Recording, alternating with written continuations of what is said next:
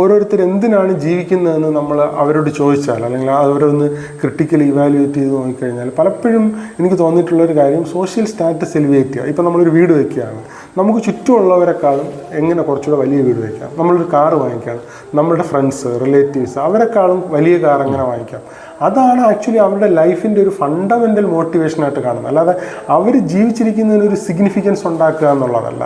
ഇപ്പം പലപ്പോഴും പാരൻസ് കുട്ടികളിൽ നിന്ന് എയിം ചെയ്യുന്നത് അവർ ഇന്ന സ്കൂളിലാണ് പഠിക്കുന്നത്, ഗവൺമെൻറ് സ്കൂളിലല്ല പ്രൈവറ്റ് സ്കൂളിലാണ് പഠിക്കുന്നത്, അല്ലെങ്കിൽ CBSE സ്കൂളിലാണ് പഠിക്കുന്നത്, ICSE സ്കൂളിലാണ് പഠിക്കുന്നത്. അപ്പോൾ അത് പറയുന്നത് തന്നെ അവർക്കൊരു ക്രെഡിറ്റ് പോലെ സോഷ്യൽ സ്റ്റാറ്റസിൻ്റെ സിമ്പൽ പോലെയാണ് കാണുന്നത്. അത് വലിയ രീതിയിലുള്ള പ്രഷറാണ് കുട്ടികൾക്കുണ്ട്. കാരണം ഞാൻ മനസ്സിലാക്കിയെടുത്തോളം ഓരോ ഇൻഡിവിജ്വൽസും ഈ ഭൂമിയിലേക്ക് വരുന്നത് ഒരു വ്യത്യസ്തങ്ങളായ പർപ്പസുകളുമായിട്ടാണ്.